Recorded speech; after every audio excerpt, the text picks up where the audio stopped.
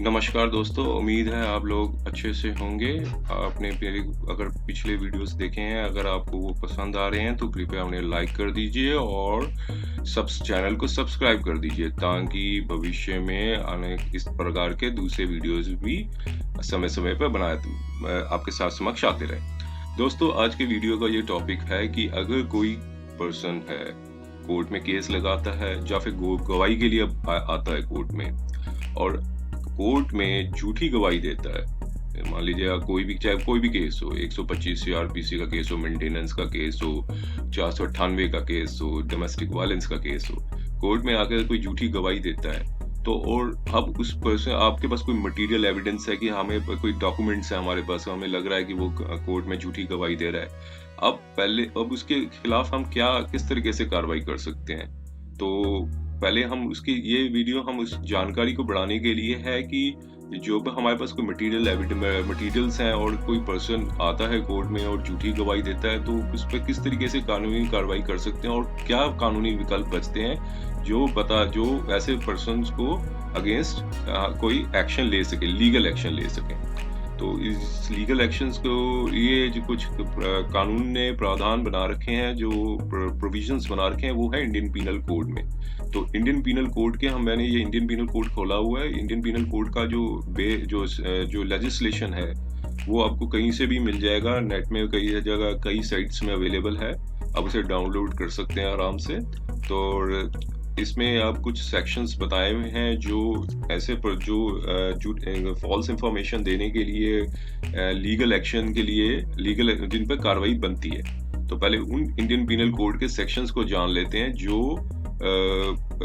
जो person court में आके झूठी गवाही देते हैं और फिर किस तरीके से उस पर कानूनी कार्रवाई की जा सकती है, उसके बारे में भी हम इसी वीडियो में डिस्कस करेंगे। तो पहले चैप्टर 11 जो है इंडियन पीनल कोड का, वो ये कहता है of false evidence and offences against the public justice. तो ये पूरा का पूरा चैप्टर जो है वो इंडियन पीनल कोड का फॉल्स एविडेंस के लिए बनाया गया है, जो कोर्ट में झूठी गवाही देते हैं। तो पहला सेक्शन है गिविंग फॉल्स एविडेंस, जो सेक्शन 191 का ये कहता है कि फॉल्स एविडेंस के बारे में डिफाइन किया गया है। तो इसमें ये बताया है कि फॉल्स एविडेंस होता क्या है। फॉल्स एविडेंस ये बताते हैं कि जो whoever कॉमा डाल के लिखा being legally bound by an oath or by an express provisions of law to state the truth।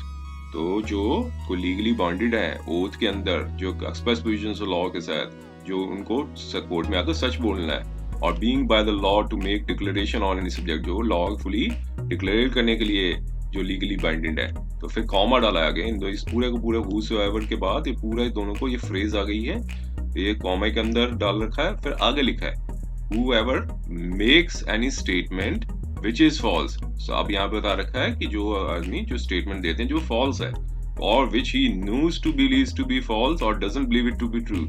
वो चीजें भी आती हैं जो विश्वास, जो कोई आदमी स्टेटमेंट देता है जो लगता है कि ये फॉल्स है और या फिर सही नहीं है, वो उसको भी फॉल्स एविडेंस की दायरे में डाला गया है। तो अब एक्सप्लेनेशन बता रखा है क्या है होता है स्टेटमेंट का। स्टेटमेंट इस सेक्शन के अंदर वो आती है जो कि विच इज मेड वर्बली और अदरवाइज। जरूरी नहीं कि सिर्फ वर्बली बताई हो, और दूसरे तरीके से भी कोई स्टेटमेंट देता है, जैसे मान लीजिए कोर्ट में एफिडेविट देता है और एफिडेविट को आके कोर्ट में विटनेस बॉक्स में उसको टेंडर कर देता है, तो वो भी फॉल्स एविडेंस के दायरे में आती है। एक्सप्लेनेशन 2 है, एक्सप्लेनेशन 2 के बारे में बता रखा है। ये थोड़ा सा मैं ज्यादा डिटेल में नहीं जाऊंगा इन सेक्शंस पे, क्योंकि इसे आप देख सकते हैं। मेन पर्पस ये है कि क्या इस पर हम कार्रवाई कर सकते हैं। तो सेक्शन 192 बता रखा है, वो बता रखा है फैब्रिकेटिंग फॉल्स एविडेंस के बारे में।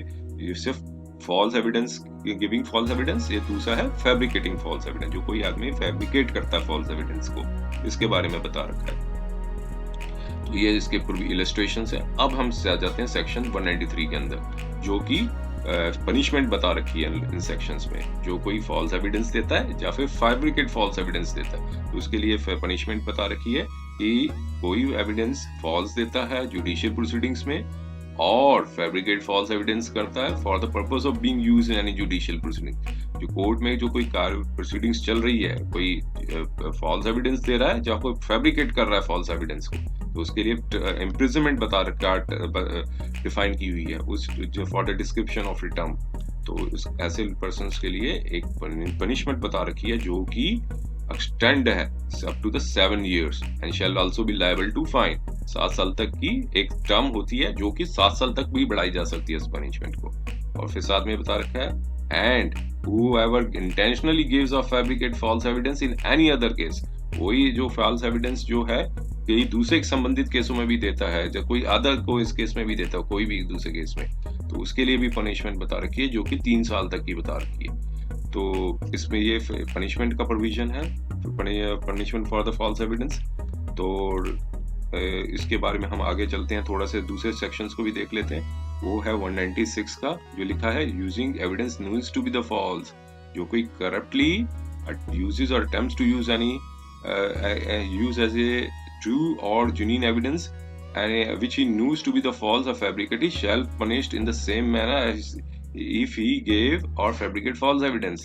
तो कहने का मतलब ये है कि जो ट्रू है, जो कोई कोशिश करता है, यूजेस करता है, अटेम्प्ट करता है एविडेंस को, जो उसे लगता है कि ये फॉल्स है और जो फैब्रिकेटेड है, उसके लिए भी पनिशमेंट का उसकी वो सेम मैनर पे चलेगी जो वही प्रोविजंस लिखेंगे जो फॉल्स एविडेंस दे देता है कोर्ट में।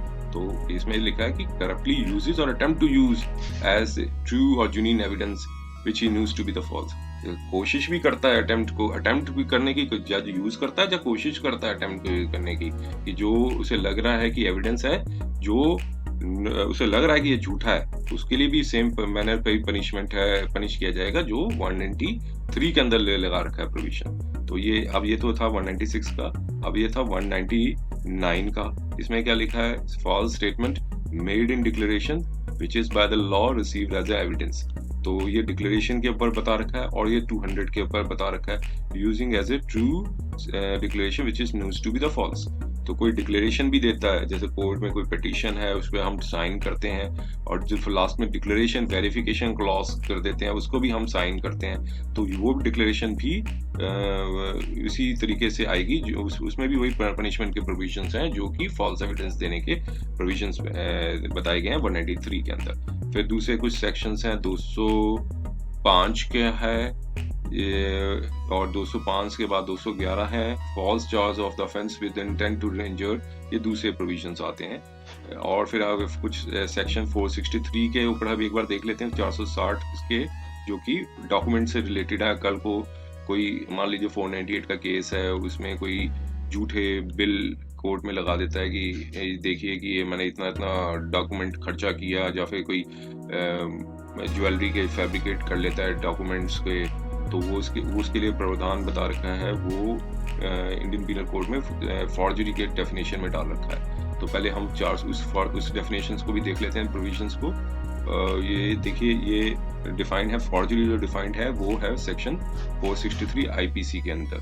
फॉर्जरी का मतलब क्या बता रखा है कि कोई फॉल्स डॉक्यूमेंट देता है, जब फॉल्स इलेक्ट्रॉनिक रिकॉर्ड देता है, और कोई भी डॉक्यूमेंट जो कि इंजर्ड करने के लिए या डैमेज क्लेम करने के लिए, मान लीजिए कोई पिटीशन फाइल की 5098 की लगा लीजिए, तो और या फिर 125 का ही केस लगा लीजिए सीआरपीसी में, कोई फैब्रिकेट कर लेता है, कोई झूठे बिल ले आता है कोर्ट में डालने के लिए कि भाई मेरा इतना इतना खर्चा हुआ, इतना इतना मैंने अमाउंट दिया, तो ये भी फॉर्जरी की डेफिनेशन में आता है।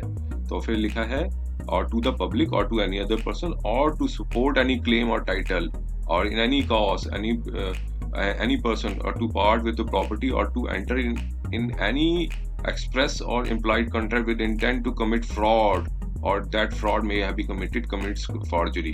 तो यहाँ पे साफ साफ लिखा है कि जो कोई क्लेम को करने के लिए, कोई टाइटल को करने के लिए, और या फिर कोई प्रॉपर्टी का कोई पार्ट है, या फिर कोई इनटू एक्सप्रेस और इम्प्लॉयड कॉन्ट्रैक्ट, कोई जैसे कोई किसी के साथ समझौता कर रहा है, या फिर उसकी इंटेंशन है कमिट करने की, फ्रॉड करने के लिए, तो ये फॉर्जरी की डेफिनेशन में आएगा।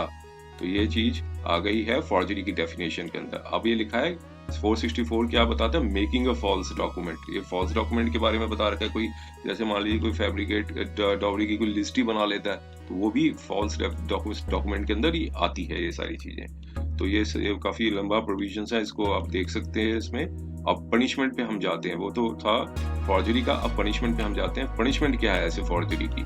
पनिशमेंट बता रखा है फॉर्जरी की जो whosoever commits forgery shall be imprisonment with the imprisonment for either a description of for a term which may extends to 2 years।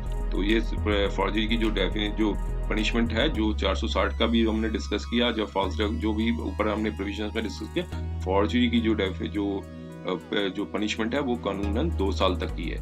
ये तो था प्रोविजंस थे इंडियन पीनल कोड के। अब हम उस प्रोसीजर पे जाते हैं कि हम किस तरीके से कार्रवाई कर सकते हैं। मान लीजिए कोर्ट में आया, झूठी गवाही दे के चला गया, कोर्ट में आया, डॉक्यूमेंट्स फाइल कर दिए, टेंडर कर दिया झूठी, और फिर हम इस पे हमें लग रहा है कि वो पर्सन ने झूठी गवाही दी है, तो किस तरीके से हम इस पे कार्रवाई कर सकते हैं। क्या हम उसके खिलाफ FIR कर सकते हैं, फर्स्ट इंफॉर्मेशन रिपोर्ट डाल सकते हैं, या फिर कोई personal private criminal complaint file कर सकते हैं? जी नहीं, ऐसे पर्सन्स के ऊपर code of criminal procedure allow नहीं करता कि हम उन पर्सन के ऊपर कोई क्रिमिनल कंप्लेंट या पुलिस कंप्लेंट कर सकें।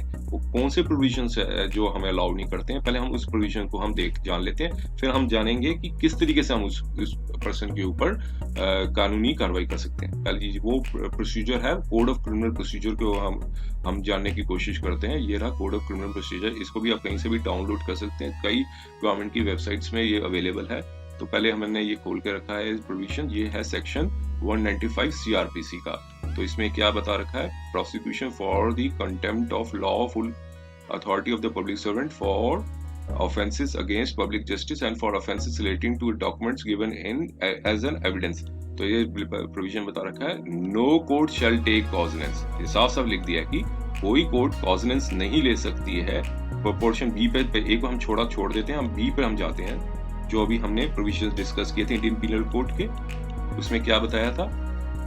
बी का सब पार्ट 1 क्या कहता है? Of any offence punishable under the following section of Indian penal code, namely 193 to 196, 199, 200, 205 to 211 and 228 is alleged to have committed in relation to or any proceedings in any court। अब यहाँ पे साफ कह दिया कि किसी भी कोर्ट में वो जो प्रोविजंस ऑफेंसेस किए हैं आदमी ने, जैसे मैंने बताया फॉल्स एविडेंस दिया, फैब्रिकेट फॉल्स एविडेंस दिया, फॉर्जरी की है, तो ये कोई भी कोर्ट उस कोर्ट में कॉजनेंस नहीं ले सकती है। मान लीजिए आप कोई पूना में किसी का केस चल रहा है, या बॉम्बे में केस चल रहा है, मुंबई में केस चल रहा है, चेन्नई में केस चल रहा है, और हम कहते हैं चलो हम दिल्ली आके या दूसरे किसी शहर आके उन पर्सन के ऊपर FIR या क्रिमिनल कंप्लेंट लॉन्च कर देते हैं। तो नहीं, ऐसा नहीं कर सकते, क्योंकि कोड ऑफ क्रिमिनल प्रोसीजर ऐसा अलाउ नहीं करता है।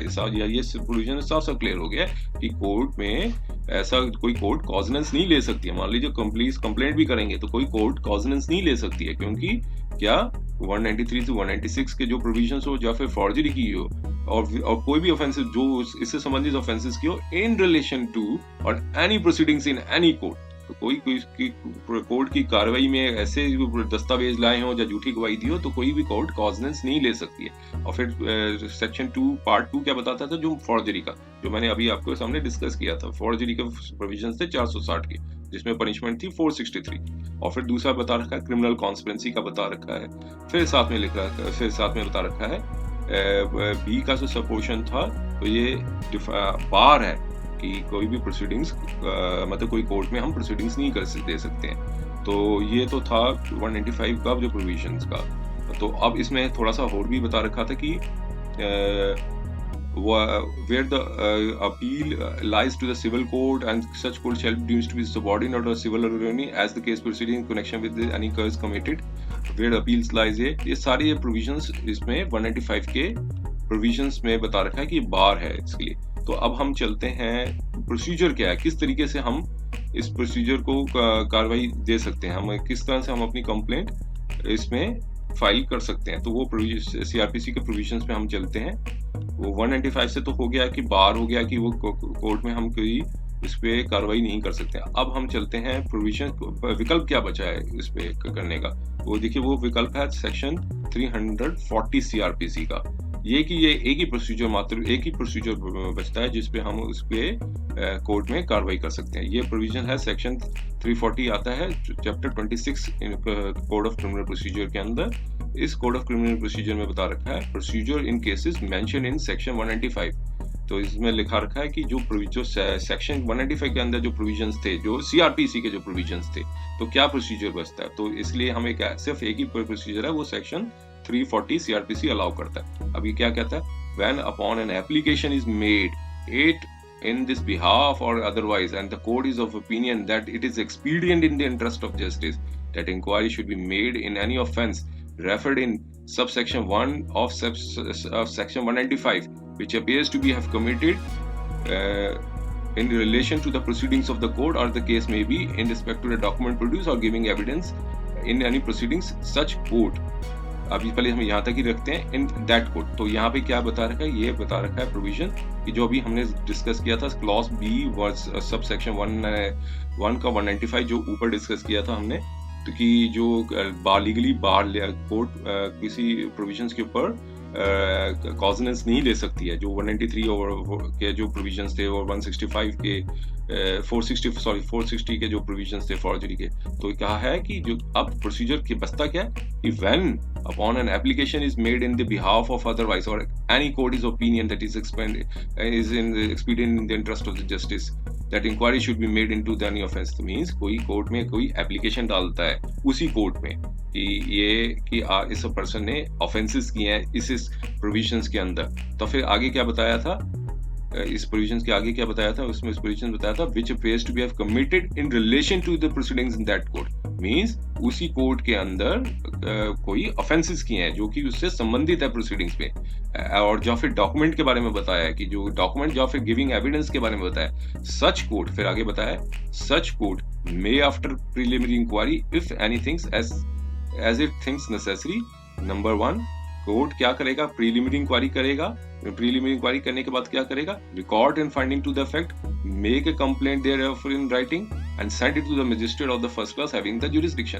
तो मींस वो कोर्ट में रिकॉर्ड करेगा उस फाइंडिंग्स को। मान लीजिए आपको सबसे पहले क्या करना है, एक एप्लीकेशन मूव करनी होगी 340 सीआरपीसी के तहत। तो 340 सीआरपीसी के तहत जब आप एप्लीकेशन मूव करेंगे, कोर्ट को लगेगा कि हाँ ये ऑफेंसेस हुए हैं, मान लीजिए कोई डॉक्यूमेंट्स डाले हैं, वो लग रहा है आपके पास कि ये डॉक्यूमेंट झूठे हैं, आपके पास में कोई मटेरियल जो सपोर्टिंग डॉक्यूमेंट्स लगा रखे हैं जो प्रूव करते हो कि हाँ ये डॉक्यूमेंट झूठे हैं, जो गवाही दी गई है, जो झूठी गवाही दी गई है, तो कोर्ट उस प्रोसीडिंग्स को रिकॉर्ड करेगा। फिर क्या लिखा है, make a complaint thereon in writing, उस जो आपकी एप्लीकेशन को कंप्लेंट बनाएगा, तो फिर मजिस्ट्रेट के पास रेफर कर देगा जो कि जुरिसडिक्शन जिसके पास वो जुरिसडिक्शन है कंप्लेंट करने की, मतलब एंटरटेन करने की। तो मान लीजिए जो भी ट्रायल चलाना है, जो भी ट्रायल चलेगा, तो उसी जुरिसडिक्शन के में जो जहाँ ऑफेंसेस हुए हैं, तो पहले तो आपको उसी कोर्ट में वो एप्लीकेशन मूव करनी होगी, और एप्लीकेशन मूव करने के बाद कोर्ट उस आपकी एप्लीकेशन को संज्ञान लेगा, रिकॉर्ड करेगा और फिर उसको कंप्लेंट बनाएगा। कंप्लेंट बनाकर मजिस्ट्रेट के पास भेजेगा कि इस पर ट्रायल चलाओ।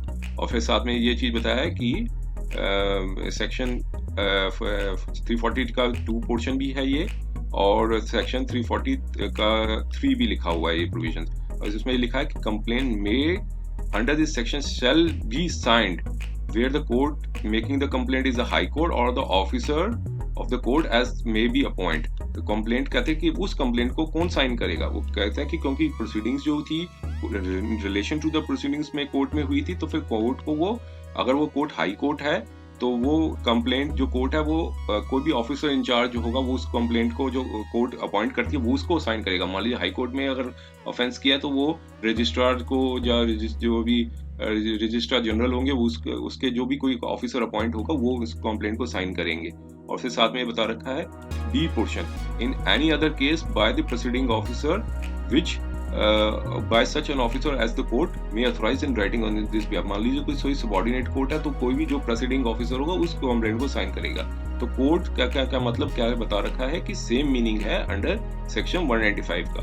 तो सेक्शन 195 के अंदर जो भी कोर्ट्स का जो डिफाइंड किया गया मीनिंग, तो जिसमें मीन्स रेवेन्यू कोर्ट भी हो सकती है, कोई भी बस एक कोर्ट होनी चाहिए जो स्टैट्यूटरी एक्ट के तहत वो कॉन्स्टिट्यूट होनी चाहिए। तो ये तो था सेक्शन 340 का कि किस तरीके से हम उस पर कार्रवाई कर सकते हैं। तो मीन्स कंक्लूजन ये निकल के आया कि अगर कोई झूठी गवाही दे रहा है या कोई झूठा डॉक्यूमेंट फाइल कर रहा है, तो उसके ऊपर कोई FIR नहीं लॉन्च की जा सकती, कोई क्रिमिनल कंप्लेंट नहीं लगाई जा सकती। एक विकल्प बचता है सेक्शन 340 सीआरपीसी का। सेक्शन 340 सीआरपीसी ही अलाउ करता है उस पर्सन के ऊपर कानूनी कार्रवाई करने का।